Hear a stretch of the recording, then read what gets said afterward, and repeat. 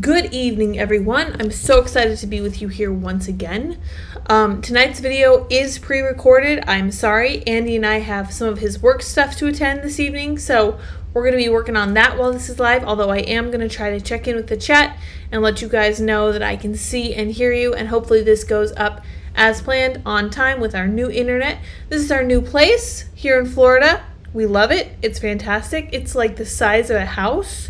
And I am delighted with it. All hard floors, no carpet, which I love because of Dot, still potty training, still the occasional accident, but I love the location. It is safe, it is quiet, it is surrounded by palm trees, which is fantastic. I could not be happier to be in a sunny Florida, where woke goes to die, I'm told by their governor.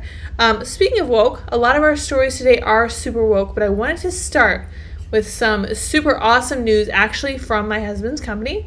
This is very exciting to us because it has very personal relevance for us. Let me show you this from Not the Bee.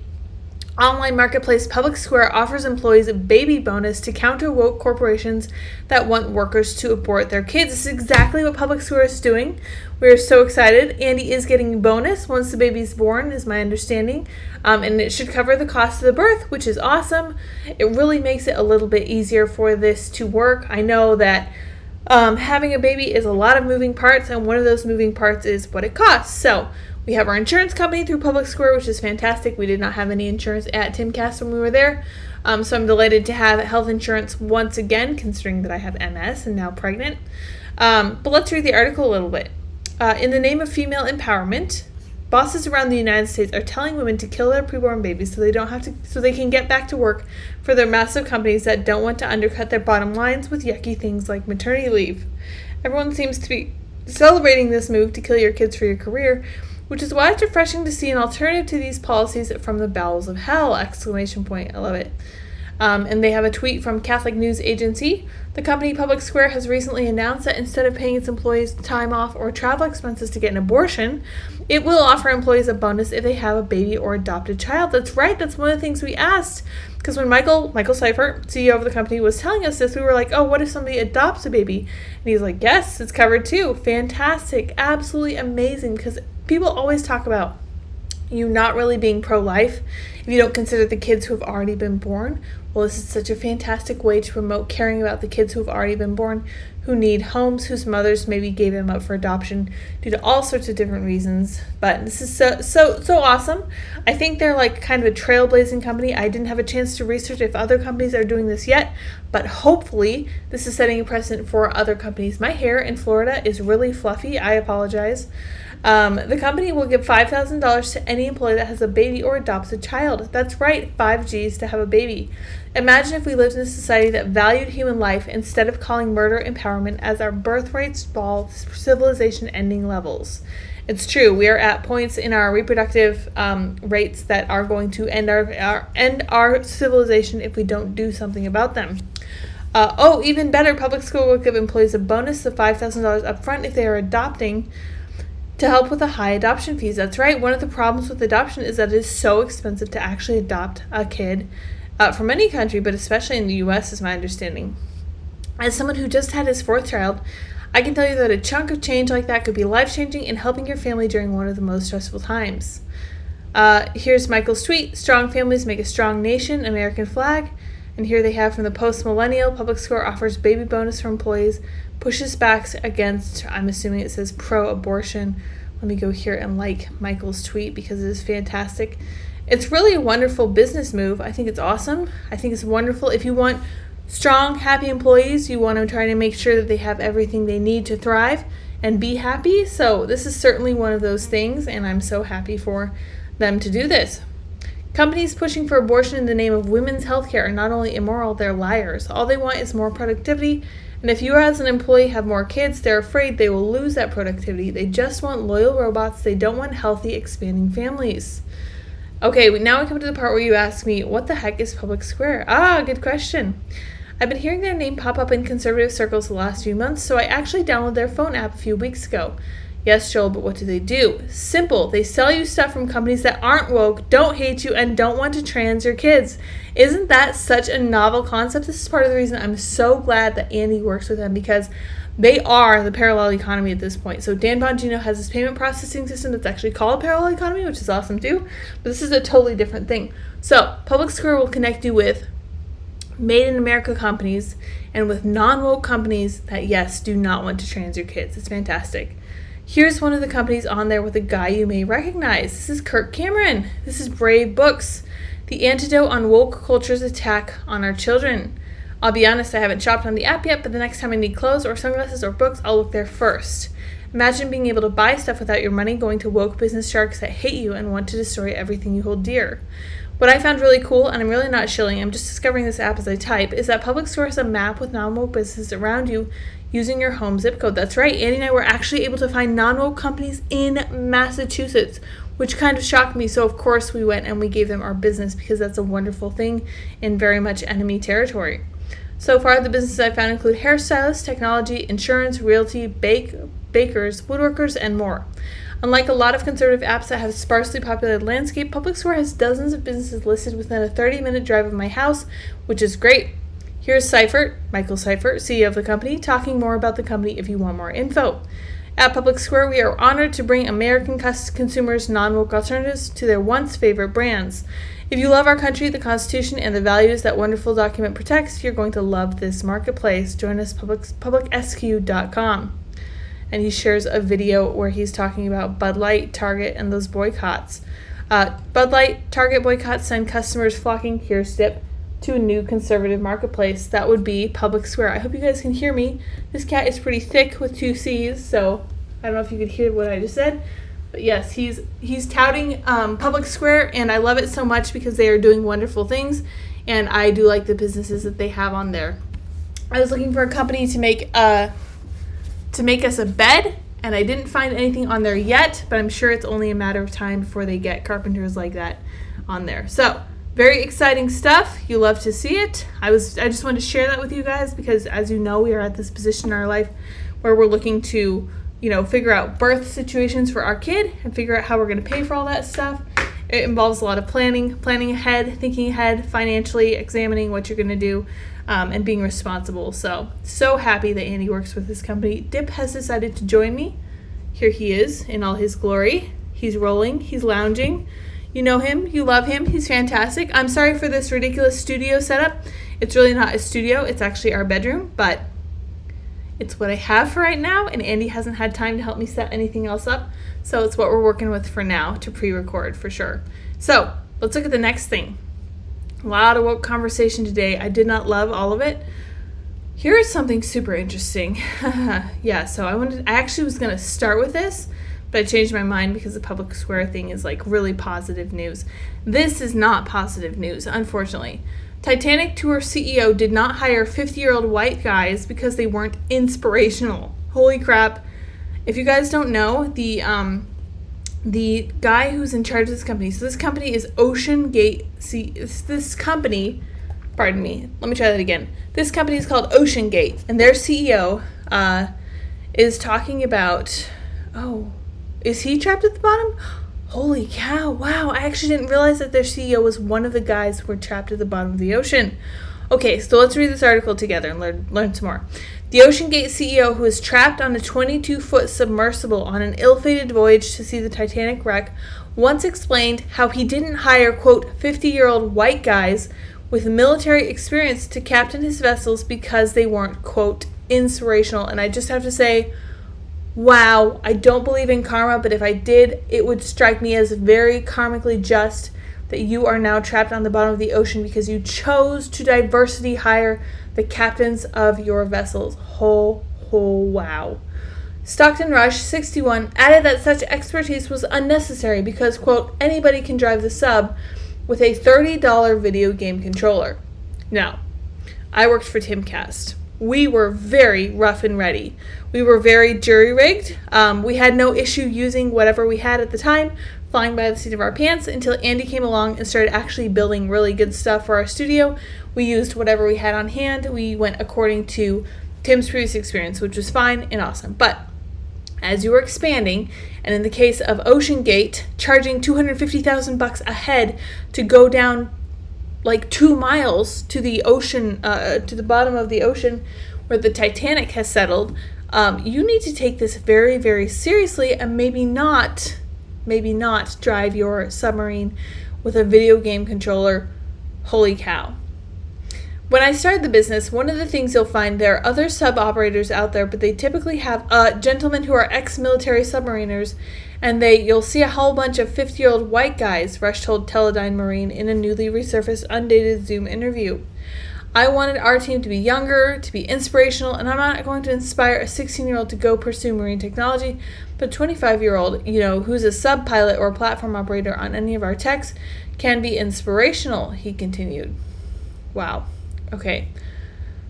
So we've really tried to get very intelligent, motivated, younger individuals involved because we're doing things that are completely new. Rush's Everett, Washington-based company has made 2 previous trips to the 1912 wreckage of the unsinkable ship, which is 12,500 feet underwater at the bottom of the Atlantic, some 370 miles off the coast of Canada.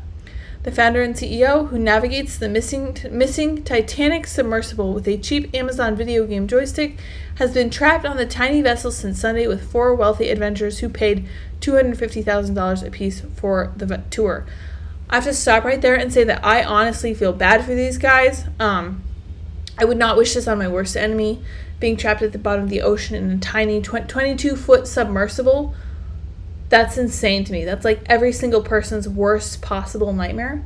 And I cannot imagine being in this situation. With that said, I have to think that this probably strikes our friend Stockton as a little bit ironic that he was choosing not to hire people on the basis of their experience, their age, and their skin color. I mean, wow. He's got to be kicking himself. I'm really, really hoping and praying that they're able to rescue these guys before Thursday morning, because from my understanding, that is the limit of the oxygen that they have there. It sounded like they were going to be able to find them based on sounds that they were able to pick up, banging at 30-minute intervals close to where they were last seen. Really crossing my fingers, really, really hoping that they're able to make it back. That's an incredibly tough situation to be in. The mind boggles. That's hard. But there's a massive search underway for them, and hopefully something comes up. We're coming up on 12 hours before they run out of oxygen, so we'll see what happens. A frantic Coast Guard rescue operation was underway to locate the vessel and save the maroon team, who had less than 1 day's worth of oxygen as of Wednesday morning, officials said. One of OceanGate's previous Titanic expeditions had also gotten lost for several hours because there's no GPS underwater, according to CBS News correspondent David Pogue, who is also along for the harrowing ride. It is extremely challenging terrain down there. You lose contact with everyone and everything, and there's no way to keep track of you. So definitely keeping those guys in our thoughts and prayers going forward. But that has got to be so incredibly ironic that he intentionally chose not to hire people who had just massive amounts of expertise working with the military, working on submarines, and who could have given him so much input on how to make sure that this doesn't happen in the future, because I can't imagine that the military loses track of many submarines. Although, I have a lot of doubt when it comes to the U.S. military, because look at this next story. U.S. military unit monitors social media for mean posts about current and former high-ranking officials. Holy crap, I can't believe this is happening, but I also can, because this is Mark Milley that we see here. I believe that's him. I don't know. I can't keep track of their faces. Let's read more about this travesty. Pentagon Secret Service trawls social media for mean tweets about generals. Cheese and rice. This is crazy. All right. When the chair of the Joint Chiefs of Staff, General Mark Milley, enters into his scheduled retirement later this year, one of the perks will include a personal security detail to protect him from threats, including embarrassment. Wow. The U.S. Army Protective Services Battalion, the Pentagon's little-known Secret Service equivalent, is tasked with safeguarding top military brass. The unit protects current as well as former high-ranking military officers from assassinations, kidnapping, injury, or embarrassment, according to Army records. That is interesting. Protective Services mandate has expanded to include monitoring social media for direct, indirect, and veiled threats and identifying negative sentiment negative sentiment, let that sink in, regarding its wards, according to an Army procurement document dated September 1st of last year, and reviewed by The Intercept. The expansion of the Protective Services Battalion's purview has not been previously reported. The country's national security machinery has become increasingly focused on social media, particularly as related to disinformation. Various national security agencies have spent recent years standing up offices all over the federal government to counter the purported threat. There may be legally valid reasons to intrude on someone's privacy by searching for, collecting, and analyzing publicly available information, particularly when it pertains to serious crimes and terrorist threats. Ilya Siatyata, I cannot pronounce that. We call him Ilya, program director at Privacy International, told The Intercept. However, expressing positive or negative sentiment toward a senior high-risk individual cannot be deemed sufficient grounds for government agencies to conduct surveillance operations, even going as far as to pinpoint exact locations of individuals. The ability to express opinions, criticize, make assumptions, or form value judgments, especially regarding public officials, is a quintessential part of a democratic society. Yes, he's correct. Let's go to the bottom and see what The Intercept concludes. Left unregulated, open source intelligence could lead to the kind of abuses observed in other forms of covert surveillance operations, said Siatyata, whom we were just quoting, of Privacy International. The systematic collection, storage, and analysis of information posted online by law enforcement and government agencies constitutes serious interference with the right to respect for private life. That is putting it mildly. Holy cow. So, not only has the U.S. military gone woke, they also are finding new ways to monitor private citizens if they, for example, say something mean about top military brass. And I just have to say, that's not the kind of person I want defending me. I was raised in Colorado Springs. So I was surrounded by military my entire upbringing. I had huge respect for them. They made our city incredibly red. Those people really cared about the actual politics behind what was putting us overseas. Not that anybody really had a firm grasp of it then, because it didn't come out anything about, weapons of mass destruction until later. But they truly believed they were doing the right thing. They believed their leaders. They trusted that they had their best interests at heart. I still have a brother in the Air Force and another brother who was formerly in the military. And I have nothing but respect for the guys at the bottom of the ladder, but the guys at the top who are instructing the guys at the bottom of the ladder, no respect. Absolutely none. And I hope that they find this video and listen to it and are embarrassed by it and put me on yet another list, because I'm pretty sure I'm already on almost all of the lists as it is. What's one more? This is insane to me, and I am definitely going to be keeping track of this because it's so disturbing. When the military of your own country starts to get turned against you, the civilian, it is time to ask some serious questions and consider what needs to be done about it, because that is incredibly unsettling. I have no patience for that. No citizen in their right mind should have to put up with that. It's enough to worry about foreign surveillance and what to do if, for example, the Russians are keeping an eye on you, but this is above and beyond. This is a serious feeling of betrayal, and you hate to see it, but here we are, man. Here we are. It's just, it's so hard to watch this and just be like, yeah, this is normal. This is normal. These are not the challenges, right, that our parents faced. Our parents faced kind of a lagging economy. They faced sometimes difficulties with concerns over the Cold War and stuff like that. But this is something new. This is very concerning. Weak men have truly made hard times. So every time I think of that quote, I'm just forced to remember that my children will have to be strong children and strong people, and I'm sure that they will be. So their peers are really going to need their help, because look at this next story. Number of teens who don't enjoy life has doubled with social media. This is so sad. This is honestly heartbreaking. This is from a couple days ago. Depressive symptoms in U.S. 8th, 10th, and 12th graders. I can't do anything right is this red line. Here we are, up to 49.5% of this group saying that they experience these. My life is not useful, this green line, up to 44%. And I do not enjoy life, up to 48.9%. And this says, note 2020 data was collected in February and early March before schools shut down during the COVID-19 pandemic. It's good to remove that but holy cow, has it spiked since then. It's the new Great Depression, says the New York Post. Since the rise of social media, depression and feelings of hopelessness have skyrocketed among teens. Nearly half of teens say they agree with phrases like, I can't do anything right, I do not enjoy life, and my life is not useful.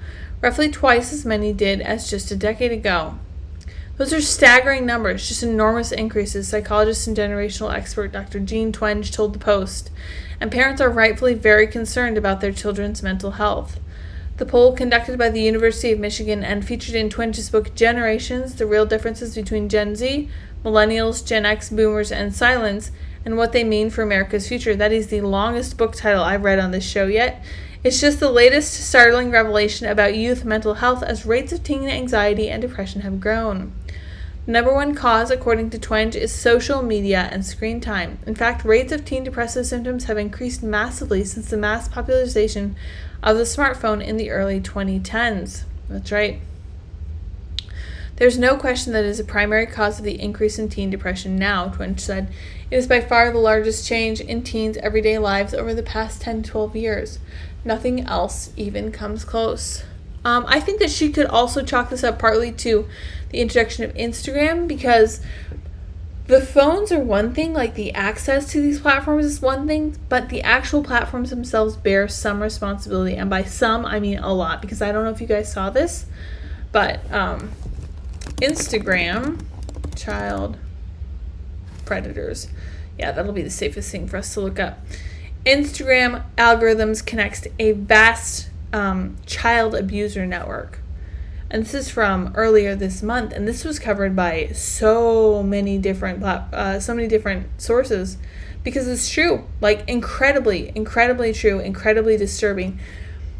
As if it weren't bad enough for teen girls to be comparing their bodies with the bodies of other girls, or with fully grown women, models, and women who airbrush their physical appearance. There's also the vast risk of pedophilic activity when it comes to influencing these poor kids. So they have danger, they have depression, they have comparison, they have this isolation and this loneliness that comes from being on a computer instead of being in real life with other people. And it's just, this makes me really sad for them. And I sometimes am impatient with Gen Z because they're really frustrating sometimes and I don't fully understand them. But I also understand that the generation prior to me didn't understand my generation, thought we were silly and everything. We wore the wrong kind of jeans, we put our hair wrong, whatever. Doesn't matter, silly stuff. But this is serious stuff, and my heart really goes out to these kids, because this is hard to bounce back from. And when you've been living with depression, whether it's something that whether it's something that's based on your personal life or something that's coming from external sources like Instagram, social media, and your smartphone, it's really, really hard to deal with. Sometimes it's hard to even know if you are depressed. So the solution to all of this, of course, is obviously just going to be to throw all these kids on antidepressants and call them good. I'm not satisfied with that. Antidepressants have side effects that we still don't fully understand. They are not a cure-all. They're not a Band-Aid. They don't fix everything. But I see that happening. And that makes me really sad too. Like, it's hard enough to be depressed. It's even harder to be taking an antidepressant, which is just going to make you feel worse in some ways, and then just give you a whole host of other side effects, like a lot of them. The University of Michigan poll has been conducted annually since 1991, with 50,000 students in 8th, 10th, and 12th grades nationwide asked if they agree with these statements: can't do anything right, do not enjoy life, my life is not useful. While the numbers held steady until about 2012, they began a sharp ascent the next year. Until then, fewer than 20% of students said they agreed with the phrase, I do not enjoy life, now half do. That's crazy. That coincidence with the rise of platforms like Instagram, Snapchat, and musical.ly, which debuted in 2015 and became TikTok in the US 2 years later. Oh my gosh, I can't read. Forgive me. I was going to say musical.ly. I have no idea what that is, but that was what TikTok is. Today, teens can spend up to 9 hours a day glued to screens, and half of them say they are online almost constantly.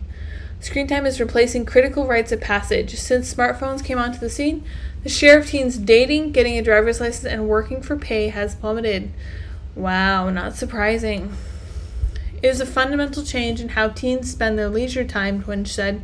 If you put all of this together, more time with screens, less time with friends face-to-face, less time sleeping, that's a very poor recipe for mental health.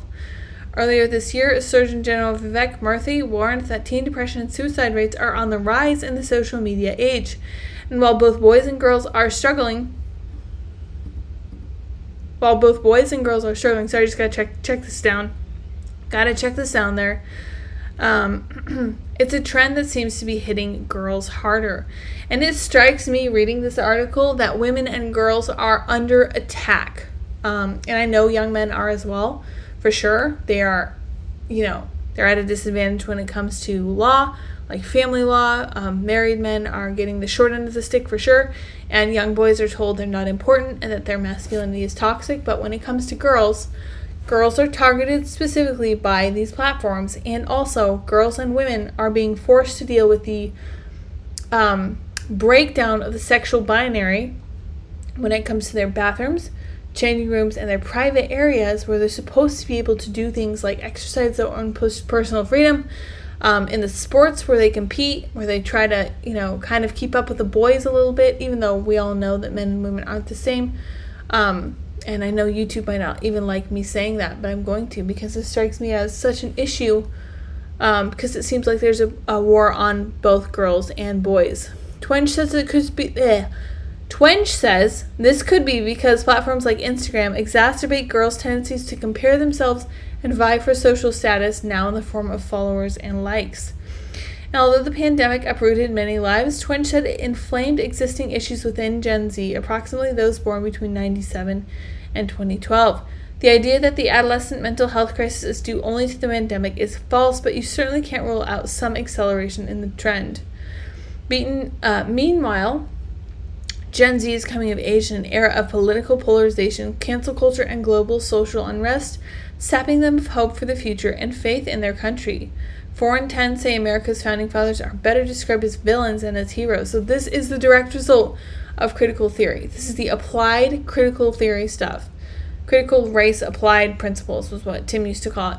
Beaten down by the economic climate, older Gen Zers are setting records for moving back in with their parents. Although their generation might not have it worse than, say, boomers getting drafted into Vietnam, she points out they feel like they do. Depression isn't just emotions, it's cognition, it's thinking, it's how you see the world. A generation that is more depressed is more likely to be pessimistic, and they're going to view ambiguous things as negative. That's right. Because any option you have to assign some kind of leaning to a position, you're going to assume it's for the worse because you have a very negative outlook on life. That mindset can have dire consequences. Nearly a third of teen girls have seriously considered suicide, and youth self-harm hospitalizations have soared by 163% in the last 10 years. Suicide is now the second leading cause of death in young Americans. This is just heartbreaking. This is so sad. If you guys have Gen Z people in your life, go out and try to make a positive difference to them, because Lord knows they need it. This is so hard. And I understand that millennials are going through tough times right now too. I really feel like everybody is. Everybody is not feeling life for sure. But Gen Z, man, they need a hand. To be so young and to be so depressed is just crushing, heartbreaking, really, really sad. And my heart goes out to them for sure. So if you have the opportunity to reach out to one of them, by all means do so. They definitely need it. And they might push back on you, and they might say that they don't need your help, but just be there for them. I think if that's at all possible. I have a younger brother who's in that generation, and I think that he's very well situated with my parents. There's no way he's going to be depressed. We have a little bit of the genetic tendency to be a little bit depressed, but I think he'll be just fine. But these other kids who have siblings and who go to public school, my younger brother does not go to public school. He's not exposed to these social media platforms because my parents are very good about handling the tech aspect. They made sure that my siblings and I were fully aware of the dangers there. Not just the dangers like stranger danger, but the dangers of like getting addicted and finding something that you shouldn't follow online, and like falling into a lot of those traps that apparently a lot of our peers have gone into. And I'm really grateful to them daily for their choice to do that with us. But man, it's hard. I completely understand. So yeah, if you know Gen Z people, try to reach out and encourage them. I'm going to wrap it here. I've been talking for about half an hour. Thank you guys so much for joining me on, again, this somewhat lackluster edition. I am just... It's hard to be pregnant. It's hard to be growing another person. I feel like I'm winded. I feel like my energy's low. I know that my sleep hasn't been good. So I'm just trying to keep chatting through this stuff with you guys because I really love engaging with you and making sure that you know kind of what's going on, where my head's at. I know you listen to a bunch of different people, but if I can give you another little chunk of analysis that you guys can enjoy, hopefully you guys will make the most of that. I know it's a little bit echoey in this room. I apologize. I know you can hear the air conditioner. Trust me, the air conditioner is vital, especially for me, especially now in Florida. I'm very grateful for it, but it does make a little extra noise. So I apologize for all of that stuff. I will have this up on podcast platforms, that is Spotify. And that goes on to, I think, Google and Apple and all kinds of other all kinds of other podcast platforms. So you guys can find me pretty much anywhere. Hopefully you guys will listen if you have some downtime. I know this is only half an hour. I will get back to 1 hour eventually because I enjoyed talking with you guys, reading your chats as I go along and all that good stuff. So I will talk to you guys tomorrow. Hopefully we have some better news. We started with good news, we ended with bad news, and I hate to leave it on a bad note, but the news today wasn't great. I was just really happy to read about PublicSq HERE and what they're doing. This precedent-setting idea of actually encouraging employees to have kids, encouraging people to have kids. It's so good to see a company that's actually encouraging people in some way, honestly, especially after that last article. Hopefully Gen Z will find some similar source of inspiration and encouragement like PublicSq HERE is offering, but they are becoming more conservative, so I view that as a huge positive, and hopefully that will continue going forward, but not at the cost of their mental health. I really, really want them to be in a good place. I don't want them to be depressed.